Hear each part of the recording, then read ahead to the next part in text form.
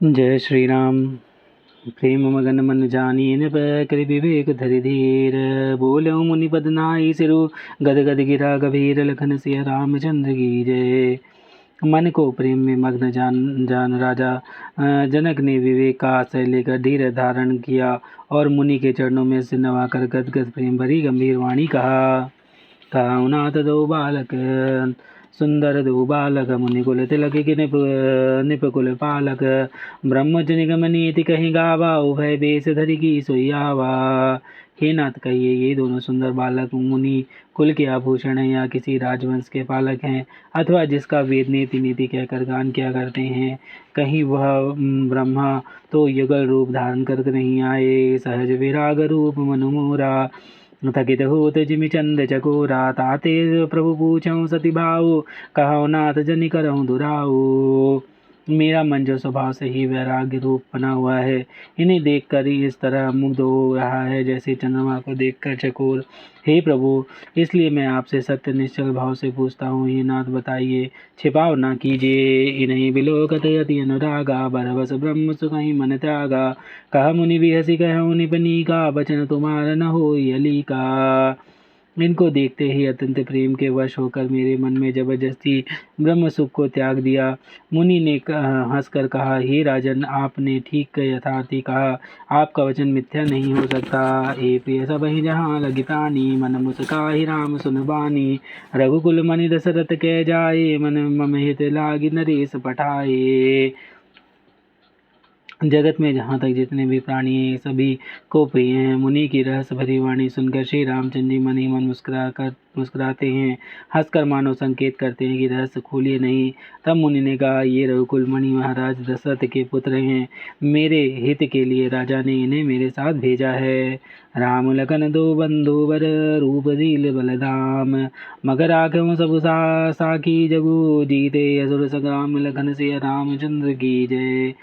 ये राम और लक्ष्मण दोनों श्रेष्ठ भाई रूप शीतल और बल के धाम है। सारा जगत इस बात का साक्षी है कि इन्होंने युद्ध में असुरों को जीतकर मेरे यज्ञ की रक्षा की है। मुनि तब चरण देखी कह राऊ। कहीं न सकहीं निज पुण्य प्रभाऊ। सुंदर श्याम गौर दो भ्राता। आनंद हूँ के आनंद दाता। राजा ने कहा, हे मुनि, आपके चरण कमलों के दर्शन कर मैं अपना पुण्य प्रभाव नहीं कह सकता। ये सुंदर श्याम और गौर वर्ण के दोनों भाई आनंद को भी आनंद देने वाले हैं। इनके प्रीति परस पर पावनी। कहीं न जाई मन भाव सुहावनी। सुनो नाथ कहा मुदित विदेहु। ब्रह्म जीव इव सहज सनेहु। इनकी आपस की प्रीति बड़ी पवित्र और सुहावनी है। वह मन को बहुत भाती है, पर वाणी से कहीं नहीं जा सकती। विदेह जनक जी आनंदित होकर कहते हैं, हे नाथ सुनिए, ब्रह्म और जीव की तरह इनमें स्वाभाविक प्रेम है। बुनि बुनि प्रभु चितव नर नाहु। पुलक गातुर अधिक उछाहु। मुनहि प्रशंसई नाई पद सीसु। चलऊ लवाई नगर अवनीसु। राजा बार बार प्रभु को देखते हैं, दृष्टि वहां हटाना नहीं चाहते। प्रेम से शरीर पुलकित हो रहा है और हृदय में बड़ा उत्साह है। फिर मुनि की प्रशंसा करके उनके चरणों में सिर नवाकर राजा उन्हें नगर में लिवा चले। सुंदर सदन सुखद सब काला। तहाँ बासों ले दीन भुआला। करी पूजा सब विधि सेवकाई। गयो राव ग्रह विदा कराई। एक सुंदर महल जो सब समय सभी ऋतुओं में सुखदायक था, वहाँ राजा ने उन्हें ले जाकर ठहराया। तदनंतर सब प्रकार से पूजा और सेवा करके राजा ने विदा मांग कर अपने घर गए। ऋषय संग रघुवंश मणि करि भोजन हुए शाम। बैठे प्रभु भ्राता सहित दिवस रहा भरि जाम। लखन सिया रामचंद्र की जय। रघुकुल के शिरोमणि प्रभु श्री रामचंद्र जी ऋषियों के साथ भोजन और विश्राम करके भाई लक्ष्मण जी समेत बैठे। उस समय पहर भर दिन रह गया था। लखन हृदय लालसा विशेषी। जाई जनकपुर आई देखी। प्रभु भय बहुरी मुनहि सकुचाई। प्रकट न कहै मनहि मुस्काई। लक्ष्मण जी के हृदय में विशेष लालसा है कि जाकर जनकपुर को देखावें, परंतु प्रभु श्री रामचंद्र जी का डर है कि फिर मुनि से भी सकुचाते हैं, इसलिए प्रकट में कुछ नहीं कहते, मन ही मन मुस्कुरा रहे हैं। राम अनुज मन की गति जानी। भगत बचलता ही अहुलसानी। परम विनीत सकुच मुस्काई। बोले गुरु अनुशासन पाई। अंतर्यामी श्री रामचंद्र जी ने छोटे भाई के मन की दशा जान ली। तब उनके हृदय में भक्त वत्सलता उमड़ आई। वे गुरु की आज्ञा पाकर बहुत ही विनय के साथ सकुचाते हुए मुस्कुराकर बोले, नाथ लगन बुर देखन चाही, प्रभु सकोच डर प्रकट न गाई। जो राउरिया यसु मैं पावऊँ, नगर दिखाई तुरत लय आवऊँ। हे नाथ, लक्ष्मण नगर देखना चाहते हैं, किंतु प्रभु आपके डर और संकोच के कारण स्पष्ट नहीं कहते। यदि आपकी आज्ञा पाऊँ तो मैं इनको नगर दिखलाकर तुरंत ही वापस ले आऊँ। सुनि मुनि से कहा बचन सपीति, कसन राम तुम राखऊ नीति। धर्म सेतु पालक तुम ताता, प्रेम विवश सेवक सुखदाता। यह सुनकर मुनीश्वर विश्वामित्र जी ने प्रेम सहित वचन कहे, हे राम, तुम नीति की रक्षा कैसे न करोगे। हे तात, तुम धर्म की मर्यादा का पालन करने वाले और प्रेम के वशीभूत होकर सेवकों को सुख देने वाले हो। जाई रे कि आप नगरों, सुख निधान दो भाई।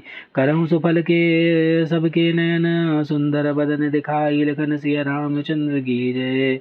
सुख के निधान दोनों भाई जाकर नगर दिखाओ। अपने सुंदर मुख दिखलाकर सब नगर निवासियों के नेत्रों को सफल करो। मुनिपद कमल बंदिदो भ्राता, चले लोक लोचन सुखदाता। बालक वृंद देखी यदि शोभा, लगे संग लोचन मनुलोभा। सब लोगों के नेत्रों को सुख देने वाले दोनों भाई मुनि के चरणों में वंदना करके चले। बालकों के झुंड इनके सौंदर्य की अत्यंत शोभा देखकर साथ लग गए। उनके नेत्र और मन इनकी मधुरी पर लुभ गए। पीत बसन परिकर करिए कटिभाता, चारु चाप सरसोहत हाता। तन अनुहरत सुचंदन खेखोरी, श्यामल गौर मनोहर जोरी। दोनों भाइयों के पीले रंग के वस्त्र हैं, कमर में पीले दुपट्टे में तरकस बंधे हैं, हाथ में सुंदर धनुष बाण सुशोभित है। श्याम और गौरवर्ण के शरीर के अनुकूल, अर्थात जिस पर जिस रंग का चंदन अधिक पवे उस पर उसी रंग के सुंदर चंदन की खौरी लगी है। सांवरे और गोरे रंग की मनोहर जोड़ी है। के हरिकंदर बाहु विशाला, उर्यधिर चिरनिगा नागमणि माला। सुभग सोन सर सिरहुलोचन, बदन मयंक तापत्रय मोचन। सिंह के समान पुष्ट गर्दन, गले का पिछला भाग है, विशाल भुजाएं हैं, चौड़ी छाती पर अत्यंत सुंदर गजमुक्त की माला है। सुंदर लाल कमल के समान नेत्र हैं, तीनों ताप से छुड़ाने वाले चंद्रमा के समान मुख है। कानहि कनक फूल छवि देहि, चितवत चितहि चोर जनु लेहि। चित वही चारु बकटि पर बाकी, तिलक देख शोभा जनु चाकी। कानों में सोने के कर्णफूल अत्यंत शोभा दे रहे हैं और देखते ही देखने वालों के चित्त के मन को चुरा लेते हैं। उनकी चितवन दृष्टि बड़ी मनोहर और भौहें तिरछी एवं सुंदर है। माथे पर तिलक की रेखाएं ऐसी सुंदर है मानो मूर्ति मति शोभा पर मुहर लगा दी गई है। रुचिर चौतनी सुभग सर मयचक कुंचित केश, नग सिर सुंदर बंधु देव शोभा सकल सुदेश। लखन सिय रामचंद्र की जय। पवन सुत हनुमान की जय। उमापति महादेव कौशल किशोर की जय। बाबा विश्वनाथ की जय। माई अन्नपूर्णा की जय। श्री काकुशुंडी महाराज की जय। हरे हरे महादेव।